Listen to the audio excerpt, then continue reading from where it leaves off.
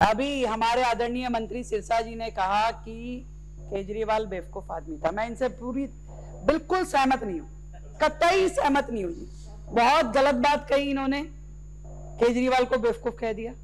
बिल्कुल बेवकूफ नहीं थे वो, इतने समझदार थे। उस व्यक्ति को यह पता था कि लोगों की भावनाओं के साथ कैसे खेला जाता है।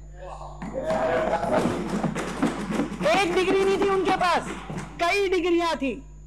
फाइनेंस की डिग्री थी जिससे वो IRS बने, उनके पास साइकोलॉजी की डिग्री थी जिससे उन्होंने लोगों की भावनाओं को कैसे कब्जा किया जाता है, उनके साथ कैसे खेला जाता है, जनता को कैसे धोखा दिया जा सकता है।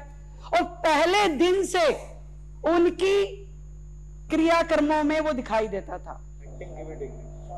एक्टिंग की भी डिग्री थी, यस, ये सही कहा उन्होंने, प्रवेश जी ने, एग्री।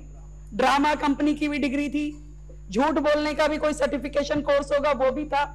इतना पढ़े लिखे समझदार व्यक्ति थे वो कि उनका एक एक किया हुआ कृत्य किसी ना किसी कारण के कारण होता था। वो मफलर भी पहनते थे तो कारण था, वो 2 नंबर फालतू की शर्ट भी पहनते थे तो कारण था, वो 2 रुपए का पेन जेब में रखते थे कारण था, छोटी सी कार रखते थे कारण था, गंदी टूटी चप्पल पहनते थे तो कारण था, हर चीज का कारण था। भूखे रहते थे तो कारण था, खाते थे तो कारण था, गाते थे तो कारण था, और खांसते थे तो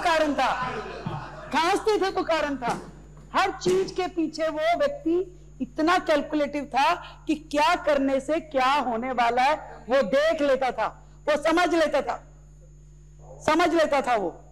और तिरंगे की छांव में जिस तरीके से उन्होंने स्क्रिप्ट लिख करके देश की जनता को बेवकूफ बनाया, रामलीला मैदान से जो कहानी शुरू करी उसको हम सब ने देखा।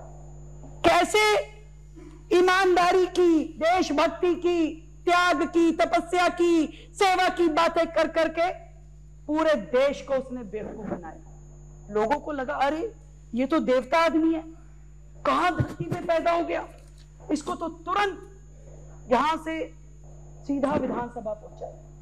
वो आदमी भी बेचारा जनता को दिखाते हुए कि नहीं मैं चाहता नहीं हूं, परंतु मुझे तो चुनाव लड़ना पड़ेगा, मैं बनना नहीं चाहता मुख्यमंत्री, मुझे बनना पड़ेगा, बड़े बंगले में मेरा दिल नहीं है रहने का, मुझे रहना पड़ेगा, शीश महल बनवाना पड़ेगा, कोई आइटम अगर नहीं भी लिखी हुई उसको लेना पड़ेगा। पत्थर तो महान आत्मा है, व्हाइट संगमरमर के बिना कैसे चलेगा।